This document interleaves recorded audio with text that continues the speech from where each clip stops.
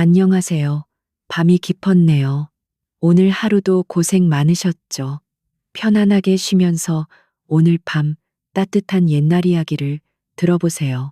옛날 옛적에 어느 한 깊은 산골 마을에 세상의 모든 슬픔을 혼자 짊어진 듯한 아이가 살고 있었답니다. 그 아이의 이름은 담이, 그저 담벼락처럼 조용하고 묵묵히 서 있다 하여 붙여진 이름이었습니다. 지리산 깊은 골짜기에 자리한 그 마을은 해가 일찍 지고 겨울이 유난히 긴 곳이었지요. 다미에게는 태어날 때부터 왼쪽 뺨을 거의 다 덮는 붉은 자국이 있었습니다. 사람들은 그것을 불길한 징조라 수군댔고 양반 가문의 체면을 목숨처럼 여기는 새어머니 한씨에게 다미는 집안의 수치 그 자체였습니다. 다미는 단 한 번도 햇빛 아래에서 고개를 맘껏 들어본 적이 없었습니다. 늘 긴 머리카락으로 뺨을 가리고 그림자처럼 발소리를 죽이며 다녔지요. 새벽 달기 울기도 전 사위가 아직 푸르스름한 어둠에 잠겨 있을 때 다미는 가장 먼저 부엌 아궁이 앞으로 갔습니다. 차가운 쇠죽을 끓이고 시린 손을 호호 불어가며 장작을 팼습니다. 젖은 나무간에는 매캐한 연기가 눈을 따갑게 했지만 다미는 울지 않았습니다. 그 연기 냄새는 다미가 유일하게 기댈 수 있는 세상의 냄새였으니까요. 아침상이 차려지면 윗목에는 윤기가 자르르 흐르는 흰 쌀밥이 새어머니 한씨와 이복 동생 봉석이 앞에 놓였습니다. 다미는 늘 부엌 바닥 차가운 아랫목에 쭈그리고 앉아 식은 보리밥이나 누룽지에 멀건 무김치를 곁들여 허겁지겁 배를 채웠습니다. 밥 먹는 소리조차 낼 수 없었지요. 방 안에서는 봉석의 재롱에 한씨가 웃는 소리가 들려왔지만 그 따뜻함은 다미가 있는 아궁이 앞까지는 전해지지 않았습니다. 식사가 끝나면 다미는 곧장 골방에 놓인 배틀 앞에 앉았습니다. 찰칵찰칵. 배틀 소리는 다미의 유일한 버시자 목소리였습니다. 아침부터 늦은 밤 등잔불에 기름이 다 타들어갈 때까지 다미는 쉼없이 배를 짰습니다. 그 배를 팔아 집안 살림에 보태는 것이 다미가 그 집에 존재할 수 있는 유일한 이유였습니다. 배틀 소리는 바람이 문틈을 스치는 소리보다 더 처량하게 들렸습니다. 그러던 어느 해 정월 마을에서 큰 잔치가 열렸습니다. 새해의 복을 기원하는 떠들썩한 소리가 산골짜기를 울렸지요. 새어머니 한씨는 아들 봉석에게는 푸른 비단으로 지은 새 도포를 입혔습니다. 봉석은 으스대며 마당을 뛰어다녔고 한씨는 그런 아들을 보며 흐뭇한 미소를 감추지 못했습니다. 다미도 잠시 일손을 멈추고 그 모습을 부러운 듯 바라보았습니다.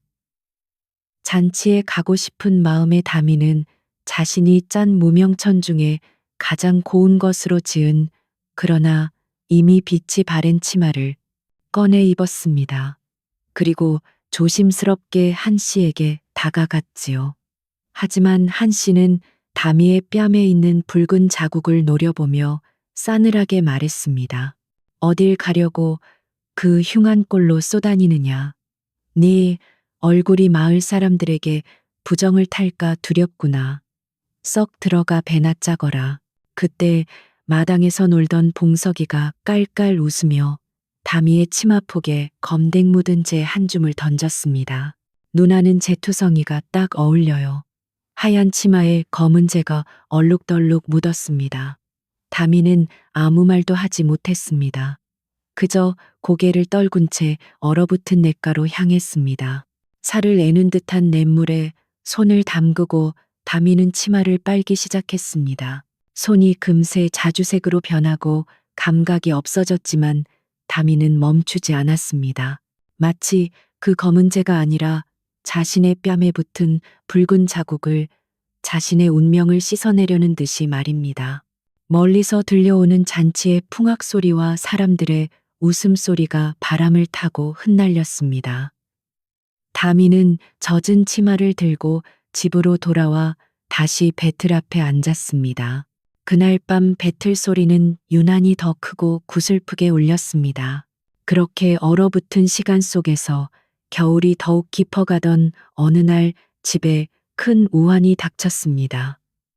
하나뿐인 아들 봉석이가 갑자기 원인 모를 병으로 자리에 눕게 된 것입니다. 봉석이는 불덩이 같은 열에 휩싸여 헛소리를 해댔고 용하다는 마을 의원이 다녀갔지만 고개만 저을 뿐이었습니다.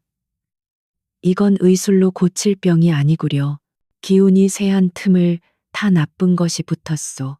아들이 죽어간다고 생각한 한씨의 눈은 광기로 번들거렸습니다. 그녀는 마을에서 가장 영험하다는 무당을 불러들여 요란한 구판을 벌였습니다. 진과 꽹과리 소리가 온 집안을 흔들었고 무당은 작두 위에서 춤을 추며 눈을 희번덕거렸습니다. 한참을 뛰던 무당이 갑자기 칼끝을 돌려 부엌 구석에서 덜덜 떨고 있는 다미를 가리켰습니다. 저기 있구나. 저 흉한 것 아이의 붉은 자국에서 나온 애군이 도련님의 생명줄을 갉아먹고 있다. 사실 그 무당은 한씨가 몰래 은자를 쥐어주며 시킨 대로 말하는 것이었지만 공포에 질린 사람들은 그 말을 곧이곧대로 믿었습니다. 한씨는 이때다 싶어 다미의 머리채를 잡아챘습니다. 이 천하의 흉물, 네가 감히 내 아들을 잡아먹으려 해 당장 이 집에서 썩 꺼지지 못할까. 서책만 일거기가 약한 다미에 아버지는 아내가 될 사람의 광기와 무당의 저주 앞에서 그저 눈을 감아버릴 뿐이었습니다. 그날 밤은 유난히 거센 눈보라가 몰아쳤습니다. 한씨는 다미의 낡은 옷가지 몇 개를 싸서 마당으로 내동댕이 쳤습니다. 그리고는 다미를 대문 밖으로 사정없이 밀쳐냈습니다. 다시는 이 집에 발들일 생각 마라. 이 재수없는 거사 쾅 육중한 대문이 다미의 등 뒤에서 닫히는 소리는 세상이 다미에게 닫히는 소리 같았습니다. 다미는 맨발로 눈밭에 내던져졌습니다. 살을 애는 바람이 얇은 저골이 속을 파고들었습니다. 갈 곳이 없었습니다.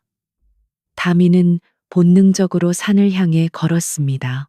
그 첩첩산 중 짐승의 울음소리가 들려오는 지리산만이 유일하게 자신을 밀어내지 않는 곳이라 생각했습니다.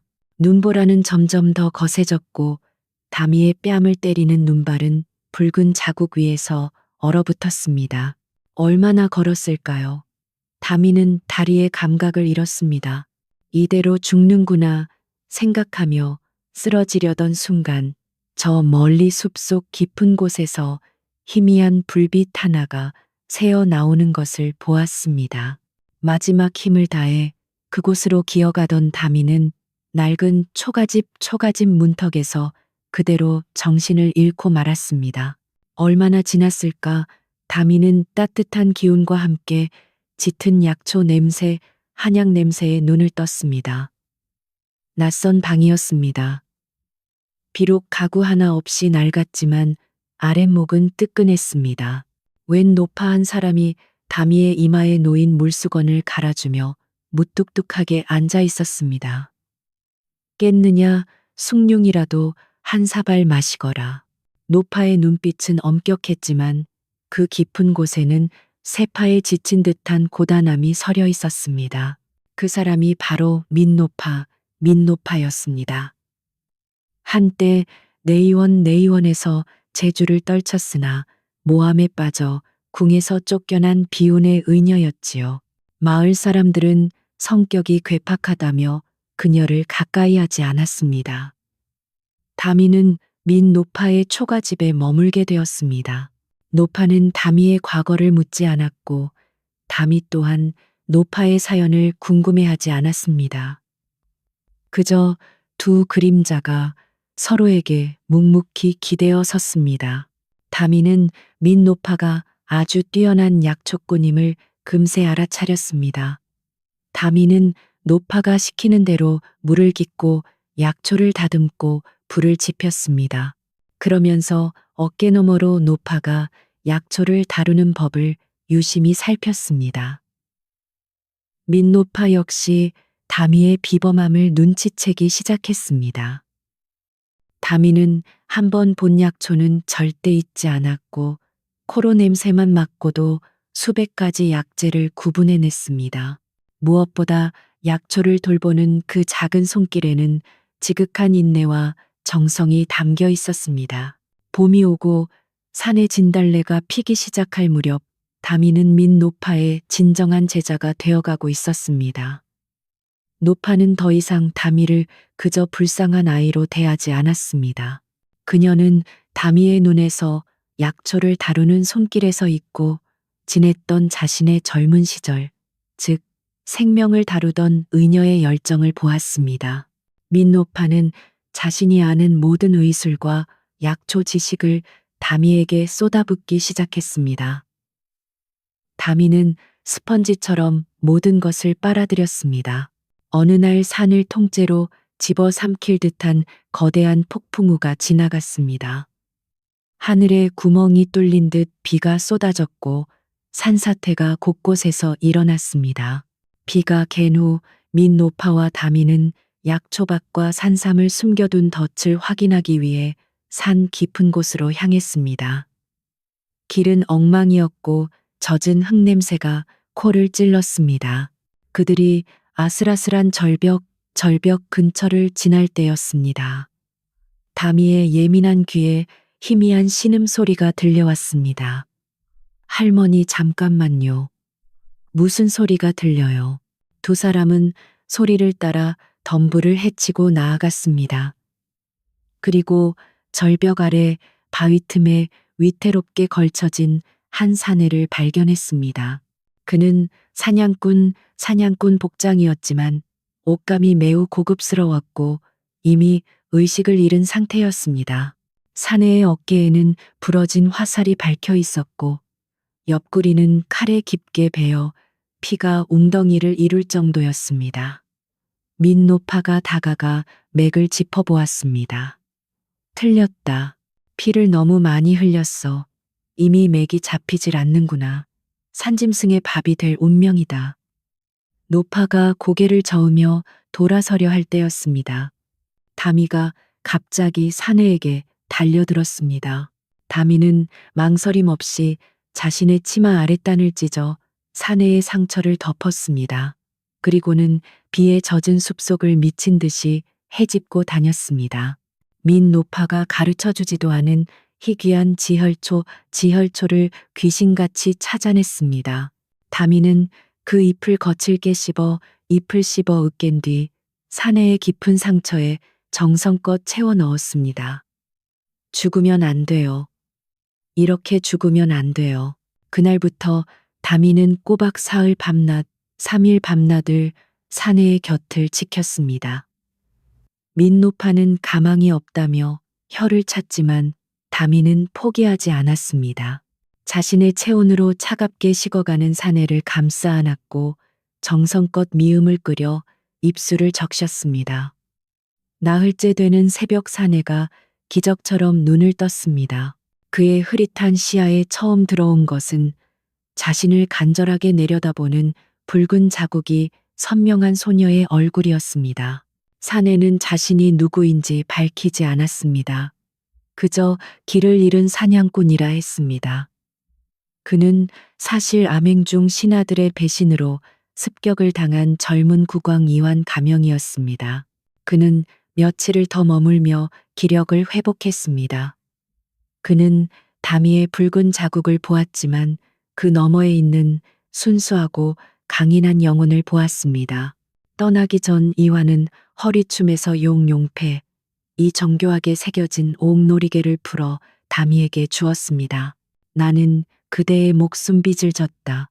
이 은혜는 잊지 않겠다. 훗날 큰 어려움이 닥치거든 이것을 가지고 관아를 찾아가거라. 반드시 도움이 될 것이다. 이화는 다미의 뺨을 가만히 바라보다가 숲속으로 사라졌습니다. 다미는 그저 그것이 귀한 물건이라 생각할 뿐 그것이 왕의 징표인 줄은 꿈에도 몰랐습니다. 그 일이 있고 얼마 지나지 않아 다미가 살아있다는 소문이 기어이 마을까지 내려갔습니다. 새어머니 한 씨는 다미가 괴팍한 민 노파와 함께 산다는 말을 듣고 길길이 날뛰었습니다. 감히 내쫓긴 주제에 그 흉한 얼굴로 돌아다니며 집안 망신을 시켜 한 씨는 아들 봉석이 사실은 병이 아니라 단순한 경기였음가 나은 것도 있고 당장 다미를 잡아다 종으로 부려먹거나 멀리 팔아버릴 속셈으로 민 노파의 초가집을 찾아왔습니다. 한 씨는 문을 박차고 들어와 다미의 머리채를 잡으려 했습니다. 이 천하의 쓸모없는 것 당장 나를 따라오지 못할까. 그러나 다미는 더 이상 예전의 다미가 아니었습니다. 그녀는 뒤로 물러서지 않고 처음으로 고개를 들어 한 씨의 눈을 똑바로 쳐다보았습니다. 그녀의 목소리는 떨렸지만 단호했습니다. 돌아가지 않겠습니다. 여기가 제 집입니다. 그 옆에는 민 노파가 지팡이를 굳게 쥔 채 다미를 지키고 서 있었습니다. 한 씨는 그 기세에 눌려 욕설만 퍼붓다가 돌아갔습니다. 그날 이후 민 노파는 다미를 단순한 제자가 아닌 동반자로 인정했습니다. 다미야, 내 손은 사람을 살리는 손이다. 그 붉은 자국은 흉이 아니라 내가 가진 특별한 힘의 징표일지도 모른다. 두 사람은 함께 약초를 캐고 가난한 마을 사람들을 돌보기 시작했습니다.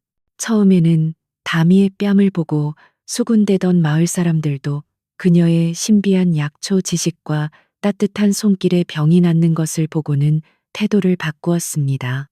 아이들의 고질적인 기침이 멎었고 노인들의 지긋지긋한 관절통이 가라앉았습니다. 사람들은 더 이상 다미의 붉은 자국을 두려워하지 않았습니다. 오히려 그것을 신성한 표식처럼 여기며 애기 의원, 애기 의원이라 부르기 시작했습니다. 민노파와 다미가 사는 외딴 초가집은 더 이상 적막하지 않았습니다. 감사의 표시로 가져온 감자나 옥수수로 방 안은 늘 훈훈했고 따뜻한 약재 냄새와 사람들의 온기가 가득했습니다. 다미가 애기 의원으로 불리며 가난한 백성들의 병을 돌보자 그 소문은 바람을 타고 산을 넘어 옛집까지 흘러들어갔습니다. 아들 봉석이 사실은 큰 병이 아니었음가 건강을 되찾자 새어머니 한 씨는 배가 아파 견딜 수가 없었습니다. 다미가 사람들의 존경을 받는다는 사실에 질투가 난 데다 그것이 돈벌이가 된다는 것을 깨달았기 때문입니다. 그깟 풀뿌리 몇 개로 사람을 홀리다니 나라고 못할 소냐. 한 씨는 당장 봉석이를 시켜 산에서 아무 풀이나 뿌리 가짜 약초를 닥치는 대로 캐오게 했습니다. 그리고는 자신의 집 대문에 버젓이 용궁 약방이라는 간판을 내걸었습니다. 마침 그의 여름마을의 끔찍한 돌림병 괴질이 창궐했습니다. 더러운 물을 마신 사람들이 배를 움켜쥐고 쓰러졌고 고열과 설사에 시달리다 며칠 만에 목숨을 잃어갔습니다. 마을은 삽시간의 공포와 죽음의 그림자에 휩싸였습니다. 지푸라기라도 잡는 심정으로 사람들은 한 씨의 약방으로 몰려갔습니다. 한 씨는 이때다 싶어 독초가 섞인 줄도 모르는 가짜 약재들을 비싼 값에 팔아넘기며 주머니를 채웠습니다. 그 결과는 참혹했습니다. 한 씨의 약을 다려먹은 사람들은 병세가 더욱 악화되어 고통 속에 쓰러져 갔고 마을은 온통 곡소리로 가득 찼습니다. 이 소식을 들은 다미와 민노파는 지체할 시간이 없었습니다. 두 사람은 밤낮을 가리지 않고 환자들이 쓰러진 집을 일일이 찾아다녔습니다. 다미는 병의 근원이 물에 있음을 직감하고 민노파와 함께 해독과 열을 내리는 약초를 찾아 며칠 밤낮으로 산을 헤맸습니다. 두 사람은 정성껏 약을 다려 사람들에게 나누어 주며 더 이상 한 씨의 약을 먹지 못하도록 간절히 설득했습니다. 한편 궁궐로 무사히 돌아간 왕 이화는 절벽에서 자신을 구해준 다미를 한시도 잊지 못했습니다. 그는 몰래 신하를 보내 그 산골 마을의 형편을 살피게 했는데 마침 끔찍한 역병이 창궐했다는 급보를 받게 되었습니다. 왕은 즉시 어이들과 관군을 급파하며 엄명을 내렸습니다. 역병을 시급히 진압하고 만약 이 와중에 가짜 약으로 백성을 죽음에 이르게 한 자가 있다면 그가 누구든 목을 베어 엄벌에 처하라. 관군과 어이들은 며칠 만에 마을에 도착했습니다. 조사는 신속하게 이루어졌고 한씨가 판 가짜 약초가 수많은 사람의 목숨을 앗아갔다는 사실이 만천하에 드러났습니다. 한씨와 아들 봉석이는 관군의 포승줄에 묶여 끌려갔습니다. 그들의 모든 재산은 몰수되어 역병으로 피해를 입은 유가족들에게 나누어 주어졌습니다. 자신의 탐욕과 이기심이 부른 참혹한 인과응보였습니다. 역병이 겨우 수습될 무렵 사건을 지휘하던 높은 관리가 다미와 민노파의 초가집을 찾아와 감사를 표했습니다. 깍듯하게 예를 갖추던 관리는 문득 다미의 목에 걸린 낡은 옥놀이개를 보고는 눈이 휘둥그레졌습니다. 그것은 바로 왕의 신표인 용패였습니다. 관리의 얼굴은 하얗게 질렸습니다. 그는 그 자리에 엎드리며 부들부들 떨었습니다. 어찌하여 전하의 징표를 의녀님께서 가지고 계시옵니까? 다미와 민노파는 영문도 모른 채 융숭한 대접을 받으며 한양 경성으로 향했습니다. 눈이 부시도록 화려한 궁궐 두 사람이 들어선 대전에는 며칠 전 절벽 아래서 죽어가던 그 사냥꾼이 앉아 있었습니다. 그러나 그는 더 이상 남루한 사냥꾼의 모습이 아니었습니다. 위엄 있는 붉은 용포를 입은 이 나라의 임금 이환이었습니다. 왕은 옥좌에서 내려와 두 사람 앞에 섰습니다. 그리고 수많은 신하가 지켜보는 앞에서 자신을 구해준 두 은인에게 깊이 고개를 숙였습니다. 두 분이 아니었다면 과인은 이미 차가운 산속에 이슬이 되었을 것이오. 이 목숨은 두 분이 주신 것이나 마찬가지외다. 왕은 즉시 민노파의 억울한 누명을 벗겨주고 그녀를 다시 내의원의 의녀장으로 복직시켰습니다. 민노파는 궁에서 자신의 모든 의술을 후대에 전수하게 되었습니다. 그리고 다미에게는 도성 안에 큰 기와집 한 채를 하사하고 정식 궁중의녀로 임명했습니다. 특히 왕은 다미에게 해민서에 머물며 궁궐 밖에 가난하고 병든 백성들을 돌보는 중책을 맡겼습니다. 그로부터 또 한 해가 지나 따뜻한 봄이 찾아왔습니다. 왕이 하사한 넓은 기와집 뒤뜰 새로 일군 너른 약초밭에서 다미와 민노파가 정성스레 약초 씨앗을 심고 있었습니다. 다미의 왼쪽 뺨에는 여전히 선명한 붉은 자국이 남아 있었지만 이제 그 누구도 그것을 흉이라 여기지 않았습니다. 그것은 절망 속에서도 생명을 포기하지 않았던 강인함과 희생의 상징이 되었습니다. 다미는 더 이상 고개를 숙이거나 머리카락으로 뺨을 가리지 않았습니다. 그녀는 환한 웃음으로 따사로운 봄볕을 온전히 마주했습니다. 민노파는 그런 다미를 바라보며 주름진 얼굴 가득 인자한 미소를 지었습니다. 집안 대청마루 깨끗하게 닦인 재상 위에는 그날의 옥으로 만든 용패가 갓지어 김이 모락모락 피어오르는 흰쌀밥 한 그릇과 함께 정성스럽게 모셔져 있었습니다. 안녕하세요. 밤이 깊었네요. 오늘 하루도 고생 많으셨죠. 편안하게 쉬면서 오늘 밤 따뜻한 옛날 이야기를 들어보세요. 옛적에 어느 한 깊은 산골 마을에 세상의 모든 슬픔을 혼자 짊어진 듯한 아이가 살고 있었답니다. 그 아이의 이름은 담이 그저 담벼락처럼 조용하고 묵묵히 서 있다 하여 붙여진 이름이었습니다. 지리산 깊은 골짜기에 자리한 그 마을은 해가 일찍 지고 겨울이 유난히 긴 곳이었지요. 다미에게는 태어날 때부터 왼쪽 뺨을 거의 다 덮는 붉은 자국이 있었습니다. 사람들은 그것을 불길한 징조라 수군댔고 양반 가문의 체면을 목숨처럼 여기는 새어머니 한씨에게 다미는 집안의 수치 그 자체였습니다. 다미는 단 한 번도 햇빛 아래에서 고개를 맘껏 들어본 적이 없었습니다. 늘 긴 머리카락으로 뺨을 가리고 그림자처럼 발소리를 죽이며 다녔지요. 새벽 달기 울기도 전 사위가 아직 푸르스름한 어둠에 잠겨 있을 때 다미는 가장 먼저 부엌 아궁이 앞으로 갔습니다. 차가운 쇠죽을 끓이고 시린 손을 호호 불어가며 장작을 팼습니다. 젖은 나무간에는 매캐한 연기가 눈을 따갑게 했지만 다미는 옳지 않았습니다. 그 연기 냄새는 다미가 유일하게 기댈 수 있는 세상의 냄새였으니까요. 아침상이 차려지면 윗목에는 윤기가 자르르 흐르는 흰 쌀밥이 새어머니 한씨와 이복 동생 봉석이 앞에 놓였습니다. 다미는 늘 부엌 바닥 차가운 아랫목에 쭈그리고 앉아 식은 보리밥이나 누룽지에 멀건 무김치를 곁들여 허겁지겁 배를 채웠습니다. 밥 먹는 소리조차 낼 수 없었지요.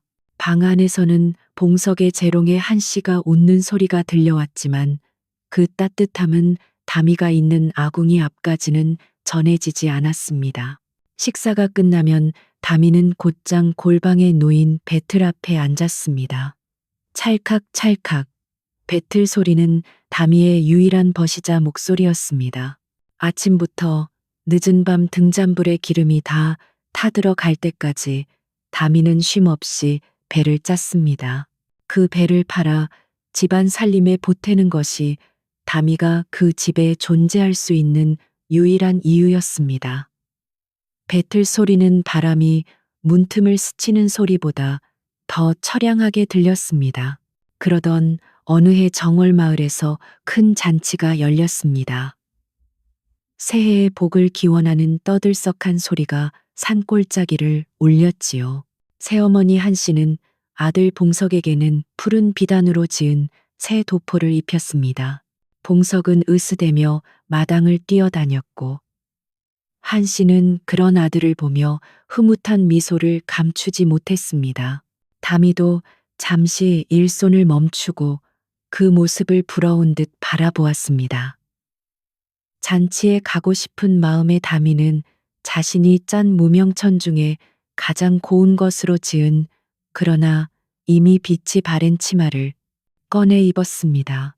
그리고 조심스럽게 한씨에게 다가갔지요. 하지만 한씨는 다미의 뺨에 있는 붉은 자국을 노려보며 싸늘하게 말했습니다.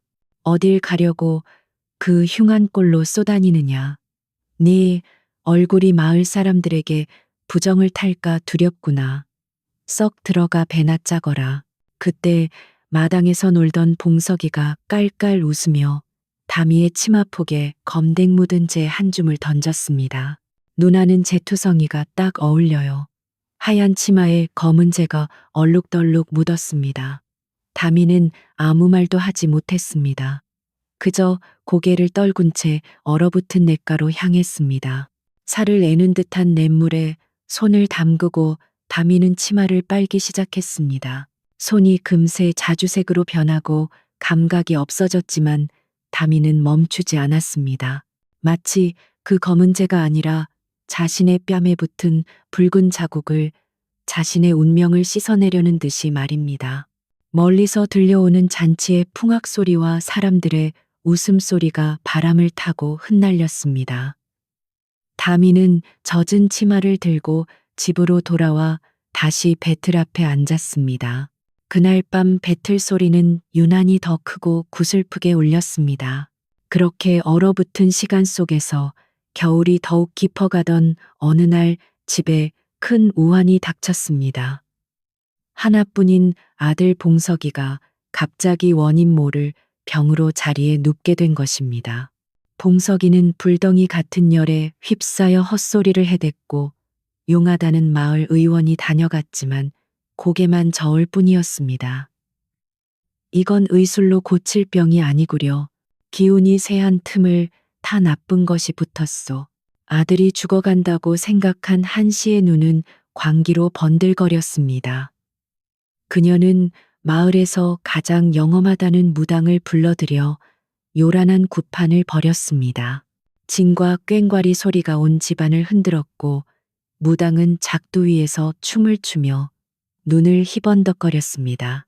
한참을 뛰던 무당이 갑자기 칼끝을 돌려 부엌 구석에서 덜덜 떨고 있는 다미를 가리켰습니다. 저기 있구나. 저 흉한 것 아이의 붉은 자국에서 나온 애군이 도련님의 생명줄을 갉아먹고 있다. 사실 그 무당은 한씨가 몰래 은자를 쥐어주며 시킨 대로 말하는 것이었지만 공포에 질린 사람들은 그 말을 곧이곧대로 믿었습니다. 한씨는 이때다 싶어 다미의 머리채를 잡아챘습니다. 이 천하의 흉물, 네가 감히 내 아들을 잡아먹으려 해 당장 이 집에서 썩 꺼지지 못할까. 서책만 일거기가 약한 다미에 아버지는 아내가 될 사람의 광기와 무당의 저주 앞에서 그저 눈을 감아버릴 뿐이었습니다. 그날 밤은 유난히 거센 눈보라가 몰아쳤습니다. 한씨는 다미의 낡은 옷가지 몇 개를 싸서 마당으로 내동댕이 쳤습니다. 그리고는 다미를 대문 밖으로 사정없이 밀쳐냈습니다. 다시는 이 집에 발들일 생각 마라. 이 재수없는 거사 쾅 육중한 대문이 다미의 등 뒤에서 닫히는 소리는 세상이 다미에게 닫히는 소리 같았습니다. 다미는 맨발로 눈밭에 내던져졌습니다. 살을 애는 바람이 얇은 저골이 속을 파고들었습니다. 갈 곳이 없었습니다. 다미는 본능적으로 산을 향해 걸었습니다. 그 첩첩산 중 짐승의 울음소리가 들려오는 지리산만이 유일하게 자신을 밀어내지 않는 곳이라 생각했습니다. 눈보라는 점점 더 거세졌고 다미의 뺨을 때리는 눈발은 붉은 자국 위에서 얼어붙었습니다. 얼마나 걸었을까요? 다미는 다리의 감각을 잃었습니다. 이대로 죽는구나 생각하며 쓰러지려던 순간 저 멀리 숲속 깊은 곳에서 희미한 불빛 하나가 새어 나오는 것을 보았습니다. 마지막 힘을 다해 그곳으로 기어가던 다미는 낡은 초가집 문턱에서 그대로 정신을 잃고 말았습니다. 얼마나 지났을까? 다미는 따뜻한 기운과 함께 짙은 약초 냄새, 한약 냄새에 눈을 떴습니다. 낯선 방이었습니다. 비록 가구 하나 없이 낡았지만 아랫목은 뜨끈했습니다. 웬 노파한 사람이 다미의 이마에 놓인 물수건을 갈아주며 무뚝뚝하게 앉아 있었습니다. 깼느냐, 숭늉이라도 한 사발 마시거라. 노파의 눈빛은 엄격했지만 그 깊은 곳에는 세파에 지친 듯한 고단함이 서려 있었습니다. 그 사람이 바로 민노파였습니다. 한때 내의원에서 재주를 떨쳤으나 모함에 빠져 궁에서 쫓겨난 비운의 의녀였지요. 마을 사람들은 성격이 괴팍하다며 그녀를 가까이 하지 않았습니다. 다미는 민노파의 초가집에 머물게 되었습니다. 노파는 다미의 과거를 묻지 않았고 다미 또한 노파의 사연을 궁금해하지 않았습니다. 그저 두 그림자가 서로에게 묵묵히 기대어 섰습니다. 다미는 민노파가 아주 뛰어난 약초꾼임을 금세 알아차렸습니다. 다미는 노파가 시키는 대로 물을 깃고 약초를 다듬고 불을 지폈습니다. 그러면서 어깨너머로 노파가 약초를 다루는 법을 유심히 살폈습니다. 민노파 역시 다미의 비범함을 눈치채기 시작했습니다. 다미는 한 번 본 약초는 절대 잊지 않았고 코로 냄새만 맡고도 수백 가지 약재를 구분해냈습니다. 무엇보다 약초를 돌보는 그 작은 손길에는 지극한 인내와 정성이 담겨 있었습니다. 봄이 오고 산의 진달래가 피기 시작할 무렵 다미는 민노파의 진정한 제자가 되어가고 있었습니다. 노파는 더 이상 다미를 그저 불쌍한 아이로 대하지 않았습니다. 그녀는 다미의 눈에서 약초를 다루는 손길에서 잊고 지냈던 자신의 젊은 시절, 즉 생명을 다루던 의녀의 열정을 보았습니다. 민노파는 자신이 아는 모든 의술과 약초 지식을 다미에게 쏟아붓기 시작했습니다. 다미는 스펀지처럼 모든 것을 빨아들였습니다. 어느 날 산을 통째로 집어삼킬 듯한 거대한 폭풍우가 지나갔습니다. 하늘에 구멍이 뚫린 듯 비가 쏟아졌고 산사태가 곳곳에서 일어났습니다. 비가 갠 후 민노파와 다미는 약초밭과 산삼을 숨겨둔 덫을 확인하기 위해 산 깊은 곳으로 향했습니다. 길은 엉망이었고 젖은 흙냄새가 코를 찔렀습니다. 그들이 아슬아슬한 절벽 근처를 지날 때였습니다. 다미의 예민한 귀에 희미한 신음소리가 들려왔습니다. 할머니 잠깐만요. 무슨 소리가 들려요? 두 사람은 소리를 따라 덤불을 헤치고 나아갔습니다. 그리고 절벽 아래 바위 틈에 위태롭게 걸쳐진 한 사내를 발견했습니다. 그는 사냥꾼 복장이었지만 옷감이 매우 고급스러웠고 이미 의식을 잃은 상태였습니다.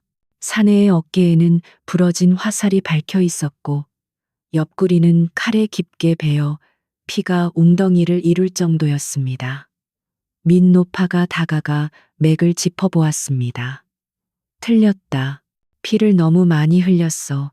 이미 맥이 잡히질 않는구나. 산짐승의 밥이 될 운명이다.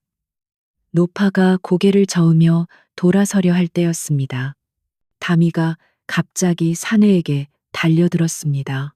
다미는 망설임 없이 자신의 치마 아랫단을 찢어 사내의 상처를 덮었습니다. 그리고는 비에 젖은 숲속을 미친 듯이 헤집고 다녔습니다. 민노파가 가르쳐 주지도 않은 희귀한 지혈초를 귀신같이 찾아냈습니다. 다미는 그 잎을 거칠게 씹어 으깬 뒤 사내의 깊은 상처에 정성껏 채워 넣었습니다. 죽으면 안 돼요. 이렇게 죽으면 안 돼요. 그날부터 다미는 꼬박 사흘 밤낮, 3일 밤낮을 사내의 곁을 지켰습니다. 민노파는 가망이 없다며 혀를 찼지만 다미는 포기하지 않았습니다. 자신의 체온으로 차갑게 식어가는 사내를 감싸 안았고 정성껏 미음을 끓여 입술을 적셨습니다. 나흘째 되는 새벽 사내가 기적처럼 눈을 떴습니다.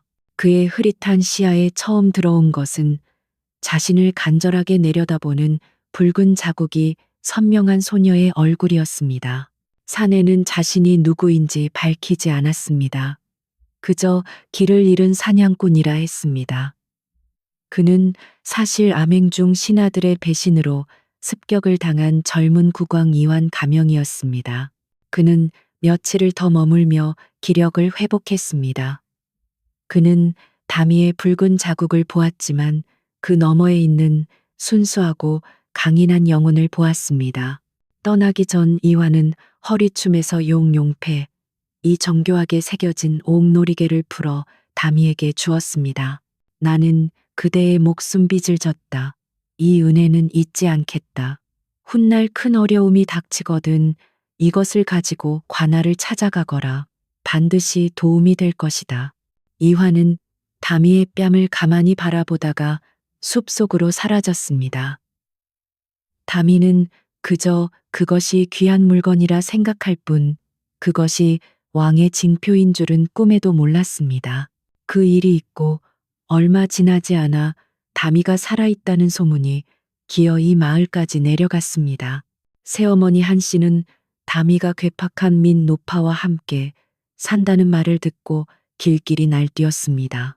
감히 내쫓긴 주제에 그 흉한 얼굴로 돌아다니며 집안 망신을 시켜 한씨는 아들 봉석이 사실은 병이 아니라 단순한 경기였음가 나은 것도 있고 당장 다미를 잡아다 종으로 부려먹거나 멀리 팔아버릴 속셈으로 민노파의 초가집을 찾아왔습니다.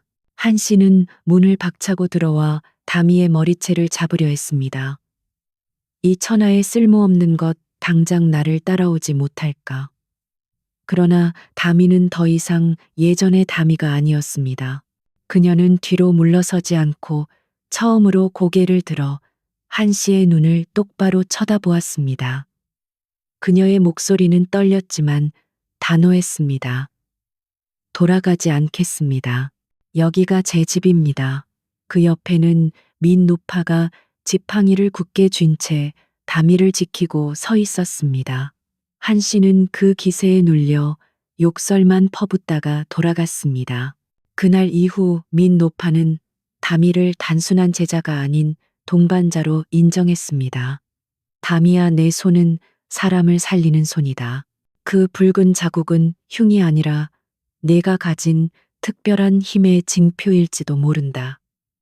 두 사람은 함께 약초를 캐고 가난한 마을 사람들을 돌보기 시작했습니다.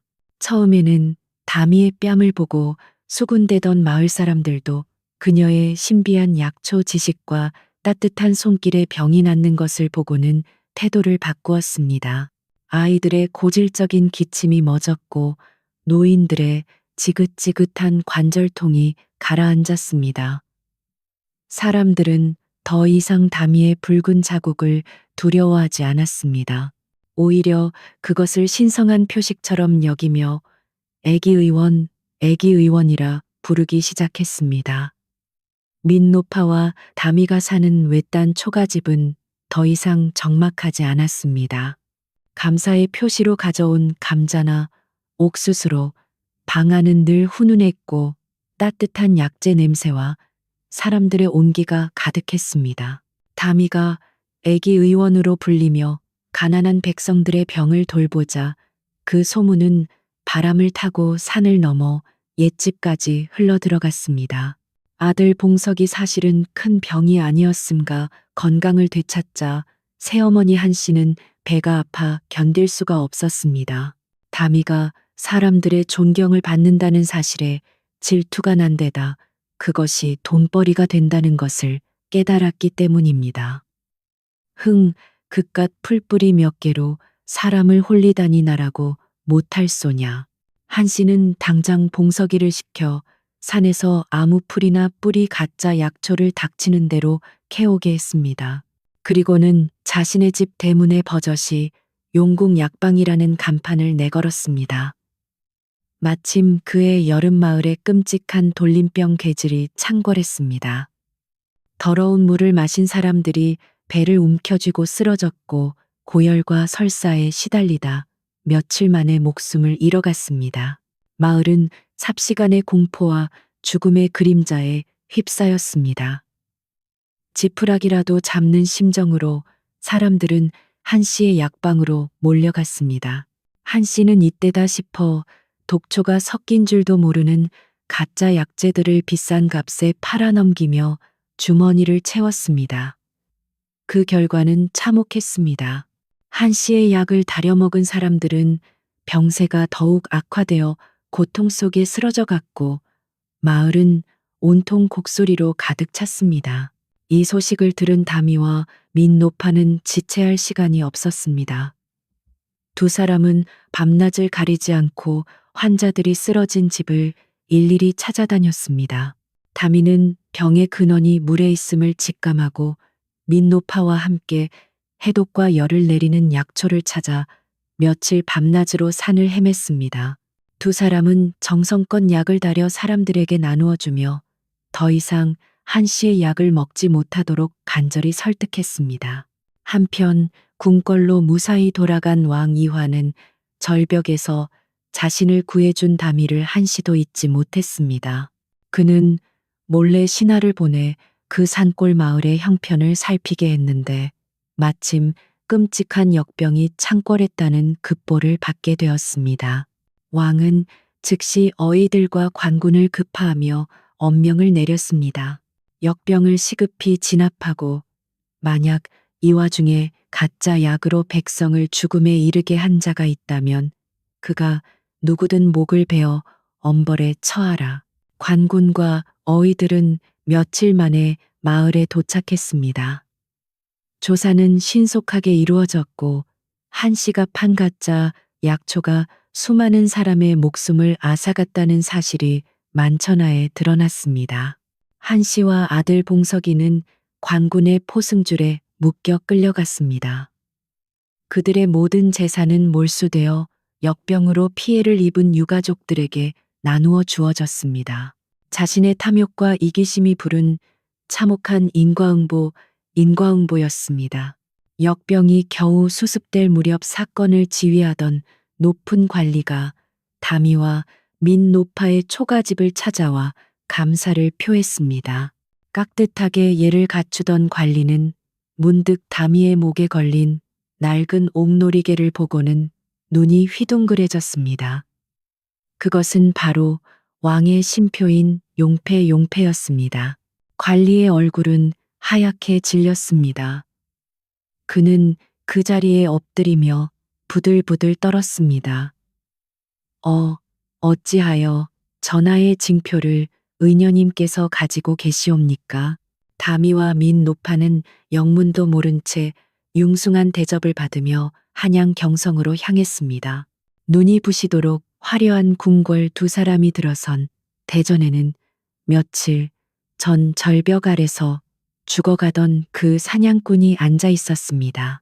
그러나 그는 더 이상 남루한 사냥꾼의 모습이 아니었습니다.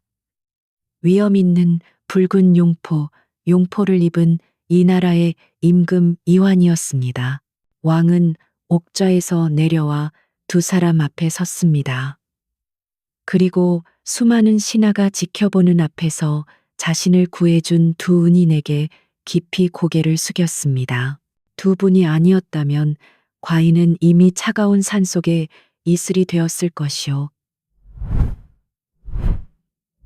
이 목숨은 두 분이 주신 것이나 마찬가지 외다.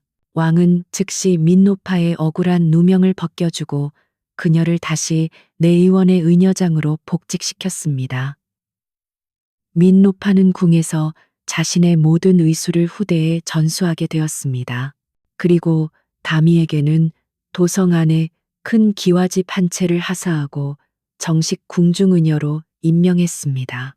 특히 왕은 다미에게 해민서에 머물며 궁궐 밖에 가난하고 병든 백성들을 돌보는 중책을 맡겼습니다. 그로부터 또 한 해가 지나 따뜻한 봄이 찾아왔습니다. 왕이 하사한 넓은 기와집 뒤뜰 새로 일군 너른 약초밭에서 다미와 민노파가 정성스레 약초 씨앗을 심고 있었습니다. 다미의 왼쪽 뺨에는 여전히 선명한 붉은 자국이 남아 있었지만 이제 그 누구도 그것을 흉이라 여기지 않았습니다. 그것은 절망 속에서도 생명을 포기하지 않았던 강인함과 희생의 상징이 되었습니다. 다미는 더 이상 고개를 숙이거나 머리카락으로 뺨을 가리지 않았습니다. 그녀는 환한 웃음으로 따사로운 봄볕을 온전히 마주했습니다. 민노파는 그런 다미를 바라보며 주름진 얼굴 가득 인자한 미소를 지었습니다. 집안 대청마루 깨끗하게 닦인 재상 위에는 그날의 옥으로 만든 용패가 갔지어 김이 모락모락 피어오르는 흰쌀밥 한 그릇과 함께 정성스럽게 모셔져 있었습니다. 안녕하세요. 밤이 깊었네요. 오늘 하루도 고생 많으셨죠. 편안하게 쉬면서 오늘 밤 따뜻한 옛날 이야기를 들어보세요. 옛적에 어느 한 깊은 산골 마을에 세상의 모든 슬픔을 혼자 짊어진 듯한 아이가 살고 있었답니다. 그 아이의 이름은 담이 그저 담벼락처럼 조용하고 묵묵히 서 있다 하여 붙여진 이름이었습니다. 지리산 깊은 골짜기에 자리한 그 마을은 해가 일찍 지고 겨울이 유난히 긴 곳이었지요. 다미에게는 태어날 때부터 왼쪽 뺨을 거의 다 덮는 붉은 자국이 있었습니다. 사람들은 그것을 불길한 징조라 수군댔고 양반 가문의 체면을 목숨처럼 여기는 새어머니 한씨에게 다미는 집안의 수치 그 자체였습니다. 다미는 단 한 번도 햇빛 아래에서 고개를 맘껏 들어본 적이 없었습니다.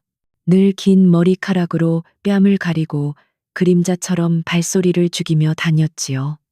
새벽 달기 울기도 전 사위가 아직 푸르스름한 어둠에 잠겨 있을 때 다미는 가장 먼저 부엌 아궁이 앞으로 갔습니다. 차가운 쇠죽을 끓이고 시린 손을 호호 불어가며 장작을 팼습니다. 젖은 나무간에는 매캐한 연기가 눈을 따갑게 했지만 다미는 옳지 않았습니다. 그 연기 냄새는 다미가 유일하게 기댈 수 있는 세상의 냄새였으니까요. 아침상이 차려지면 윗목에는 윤기가 자르르 흐르는 흰 쌀밥이 새어머니 한씨와 이복 동생 봉석이 앞에 놓였습니다. 다미는 늘 부엌 바닥 차가운 아랫목에 쭈그리고 앉아 식은 보리밥이나 누룽지에 멀건 무김치를 곁들여 허겁지겁 배를 채웠습니다. 밥 먹는 소리조차 낼 수 없었지요. 방 안에서는 봉석의 재롱에 한씨가 웃는 소리가 들려왔지만 그 따뜻함은 다미가 있는 아궁이 앞까지는 전해지지 않았습니다. 식사가 끝나면 다미는 곧장 골방에 놓인 배틀 앞에 앉았습니다. 찰칵찰칵. 배틀 소리는 다미의 유일한 버시자 목소리였습니다. 아침부터 늦은 밤 등잔불에 기름이 다 타들어갈 때까지 다미는 쉼없이 배를 짰습니다. 그 배를 팔아 집안 살림에 보태는 것이 다미가 그 집에 존재할 수 있는 유일한 이유였습니다. 배틀 소리는 바람이 문틈을 스치는 소리보다 더 처량하게 들렸습니다. 그러던 어느 해 정월 마을에서 큰 잔치가 열렸습니다. 새해의 복을 기원하는 떠들썩한 소리가 산골짜기를 울렸지요. 새어머니 한씨는 아들 봉석에게는 푸른 비단으로 지은 새 도포를 입혔습니다.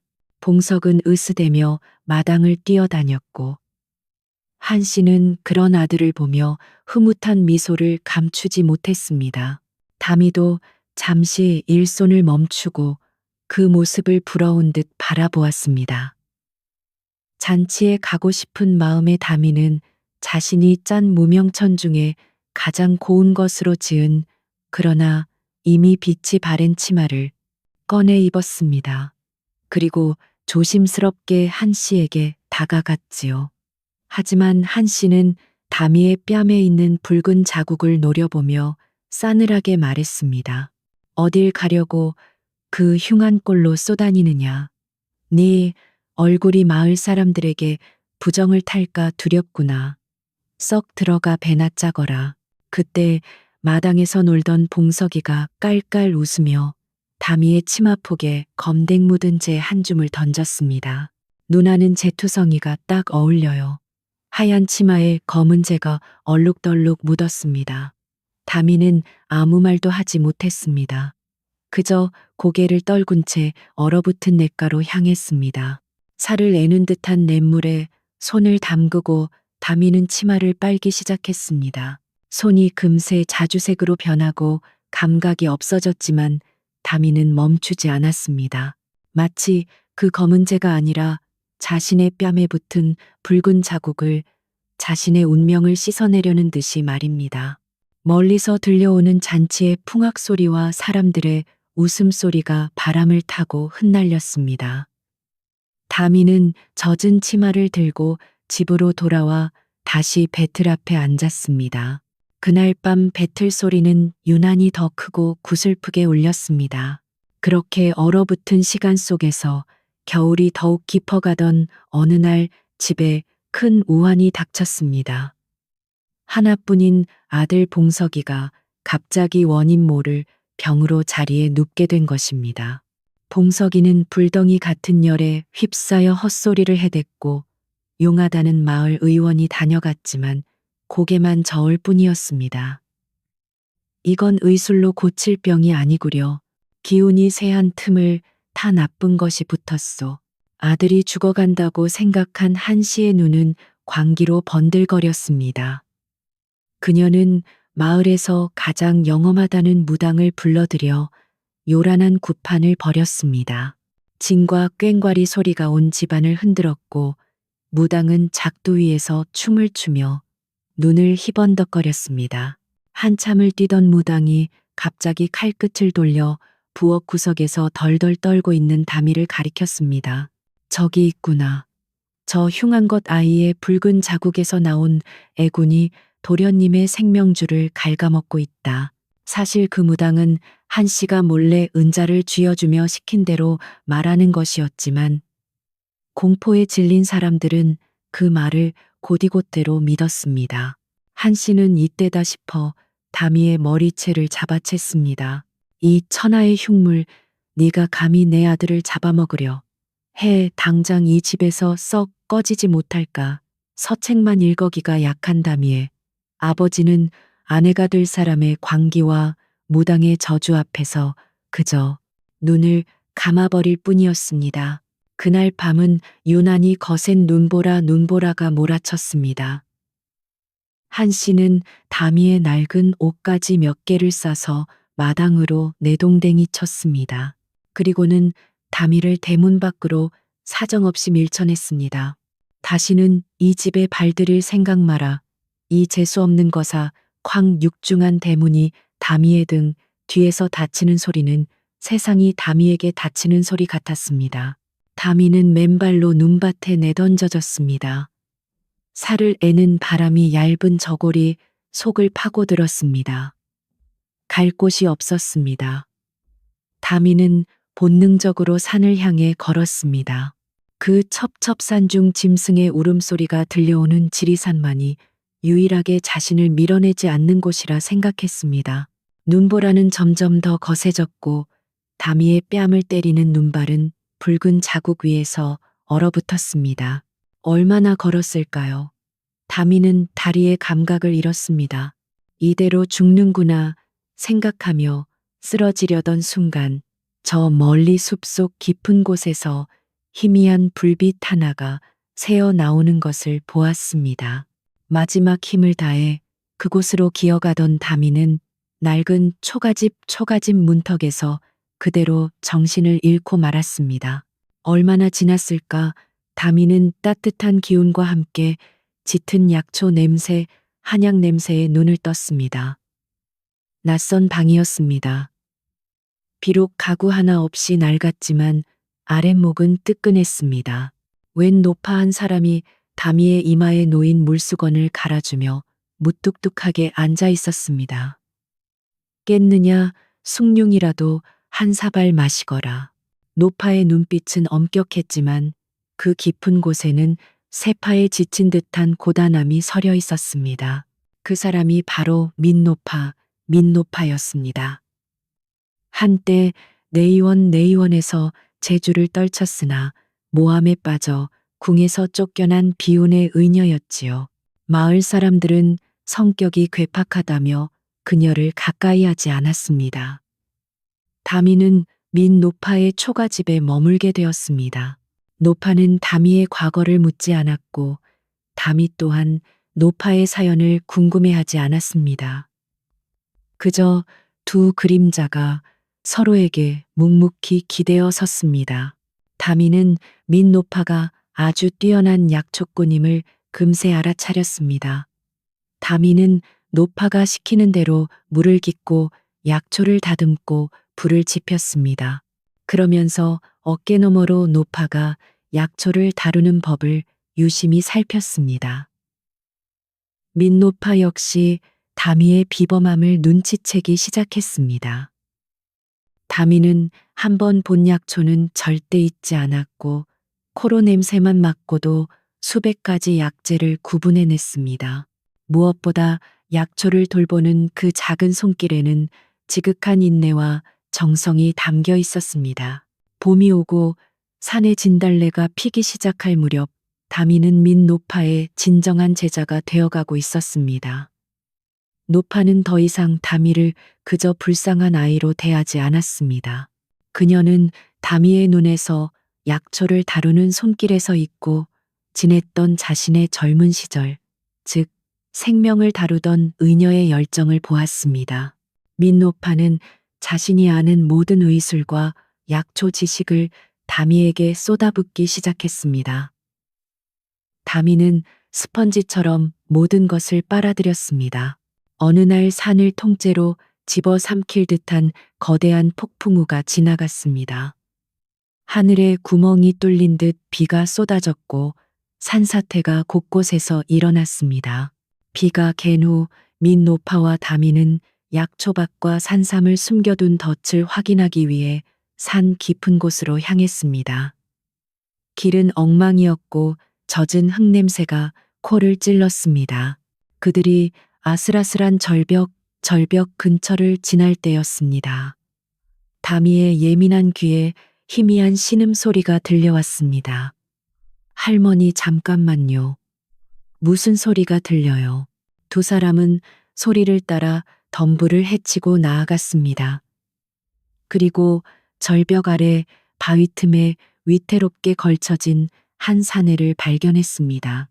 그는 사냥꾼 복장이었지만 옷감이 매우 고급스러웠고 이미 의식을 잃은 상태였습니다. 사내의 어깨에는 부러진 화살이 박혀 있었고 옆구리는 칼에 깊게 베어 피가 웅덩이를 이룰 정도였습니다.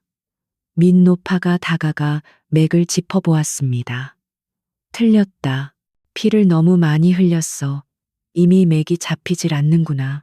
산짐승의 밥이 될 운명이다. 노파가 고개를 저으며 돌아서려 할 때였습니다. 다미가 갑자기 사내에게 달려들었습니다.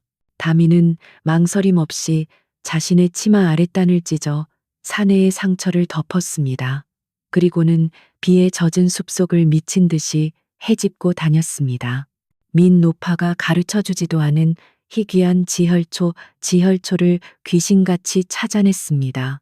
다미는 그 잎을 거칠게 씹어 으깬 뒤 사내의 깊은 상처에 정성껏 채워 넣었습니다.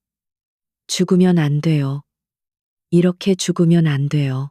그날부터 다미는 꼬박 사흘 밤낮, 3일 밤낮을 사내의 곁을 지켰습니다. 민노파는 가망이 없다며 혀를 찼지만 다미는 포기하지 않았습니다. 자신의 체온으로 차갑게 식어가는 사내를 감싸 안았고 정성껏 미음을 끓여 입술을 적셨습니다. 나흘째 되는 새벽 사내가 기적처럼 눈을 떴습니다. 그의 흐릿한 시야에 처음 들어온 것은 자신을 간절하게 내려다보는 붉은 자국이 선명한 소녀의 얼굴이었습니다. 사내는 자신이 누구인지 밝히지 않았습니다. 그저 길을 잃은 사냥꾼이라 했습니다. 그는 사실 암행중 신하들의 배신으로 습격을 당한 젊은 국왕 이완 가명이었습니다. 그는 며칠을 더 머물며 기력을 회복했습니다. 그는 다미의 붉은 자국을 보았지만 그 너머에 있는 순수하고 강인한 영혼을 보았습니다. 떠나기 전 이완은 허리춤에서 용용패, 이 정교하게 새겨진 옥놀이개를 풀어 다미에게 주었습니다. 나는 그대의 목숨 빚을 졌다. 이 은혜는 잊지 않겠다. 훗날 큰 어려움이 닥치거든 이것을 가지고 관아를 찾아가거라. 반드시 도움이 될 것이다. 이화는 다미의 뺨을 가만히 바라보다가 숲속으로 사라졌습니다. 다미는 그저 그것이 귀한 물건이라 생각할 뿐 그것이 왕의 징표인 줄은 꿈에도 몰랐습니다. 그 일이 있고 얼마 지나지 않아 다미가 살아있다는 소문이 기어이 마을까지 내려갔습니다. 새어머니 한씨는 다미가 괴팍한 민노파와 함께 산다는 말을 듣고 길길이 날뛰었습니다. 감히 내쫓긴 주제에 그 흉한 얼굴로 돌아다니며 집안 망신을 시켜 한씨는 아들 봉석이 사실은 병이 아니라 단순한 경기였음가 낳은 것도 있고 당장 다미를 잡아다 종으로 부려먹거나 멀리 팔아버릴 속셈으로 민노파의 초가집을 찾아왔습니다. 한씨는 문을 박차고 들어와 다미의 머리채를 잡으려 했습니다. 이 천하의 쓸모없는 것 당장 나를 따라오지 못할까. 그러나 다미는 더 이상 예전의 다미가 아니었습니다. 그녀는 뒤로 물러서지 않고 처음으로 고개를 들어 한 씨의 눈을 똑바로 쳐다보았습니다.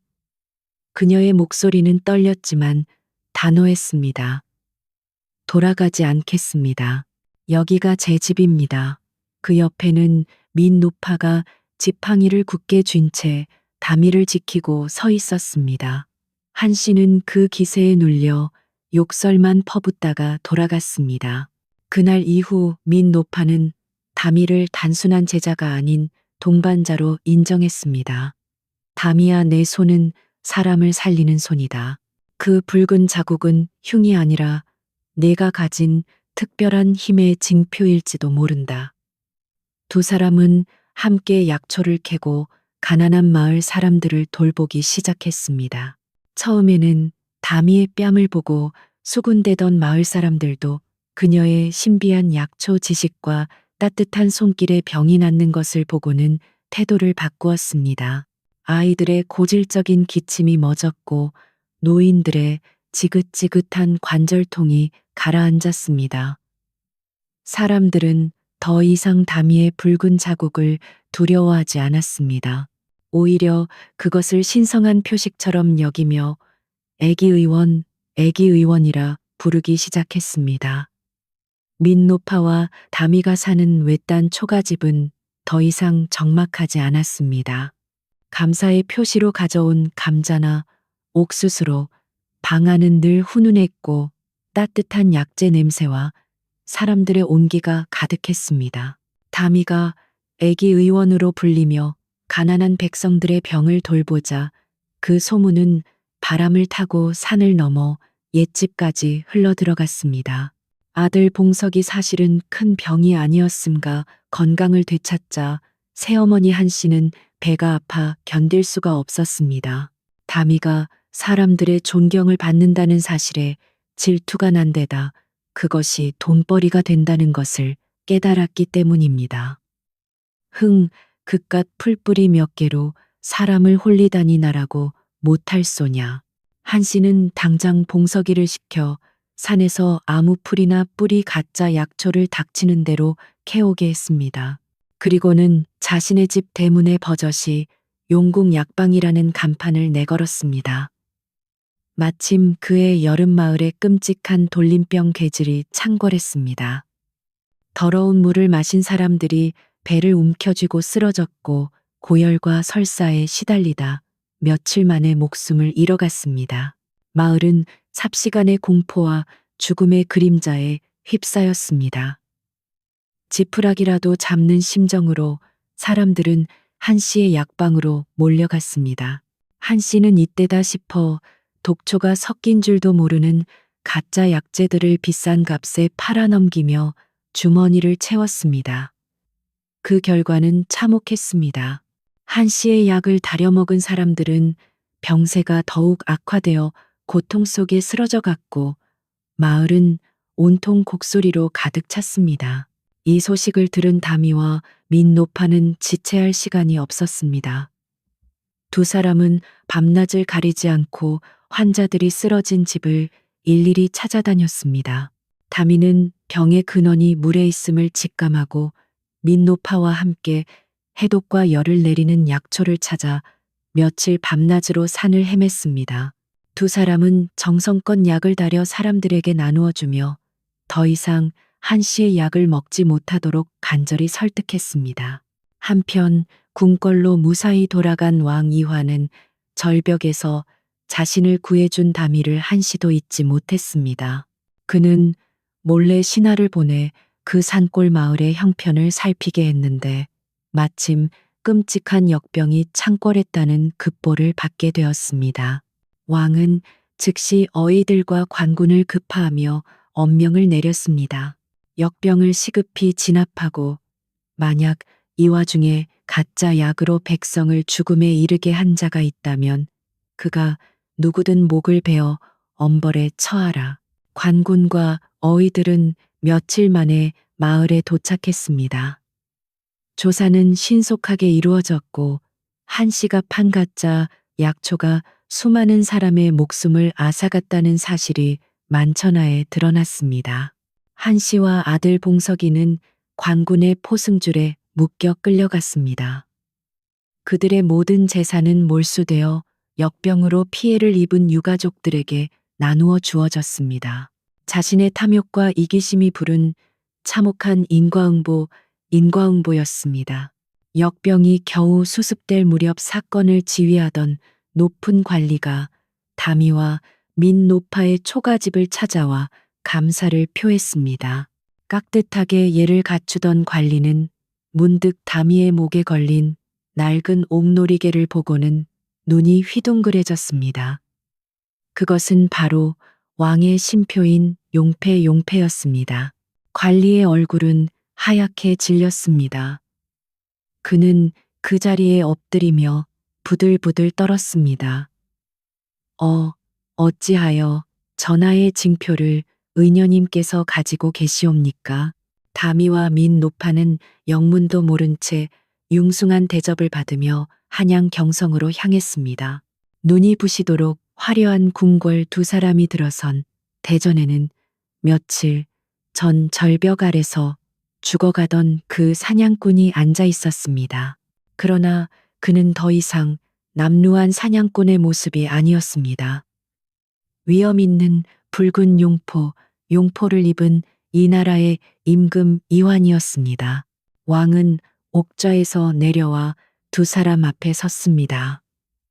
그리고 수많은 신하가 지켜보는 앞에서 자신을 구해준 두 은인에게 깊이 고개를 숙였습니다. 두 분이 아니었다면 과인은 이미 차가운 산속에 이슬이 되었을 것이오. 이 목숨은 두 분이 주신 것이나 마찬가지 외다. 왕은 즉시 민노파의 억울한 누명을 벗겨주고 그녀를 다시 내의원의 의녀장으로 복직시켰습니다. 민노파는 궁에서 자신의 모든 의술을 후대에 전수하게 되었습니다. 그리고 다미에게는 도성 안에 큰 기와집 한 채를 하사하고 정식 궁중의녀로 임명했습니다. 특히 왕은 다미에게 해민서에 머물며 궁궐 밖에 가난하고 병든 백성들을 돌보는 중책을 맡겼습니다. 그로부터 또 한 해가 지나 따뜻한 봄이 찾아왔습니다. 왕이 하사한 넓은 기와집 뒤뜰 새로 일군 너른 약초밭에서 다미와 민노파가 정성스레 약초 씨앗을 심고 있었습니다. 다미의 왼쪽 뺨에는 여전히 선명한 붉은 자국이 남아 있었지만 이제 그 누구도 그것을 흉이라 여기지 않았습니다. 그것은 절망 속에서도 생명을 포기하지 않았던 강인함과 희생의 상징이 되었습니다. 다미는 더 이상 고개를 숙이거나 머리카락으로 뺨을 가리지 않았습니다. 그녀는 환한 웃음으로 따사로운 봄볕을 온전히 마주했습니다. 민노파는 그런 다미를 바라보며 주름진 얼굴 가득 인자한 미소를 지었습니다. 집안 대청마루 깨끗하게 닦인 재상 위에는 그날의 옥으로 만든 용패가 갔지어 김이 모락모락 피어오르는 흰쌀밥 한 그릇과 함께 정성스럽게 모셔져 있었습니다.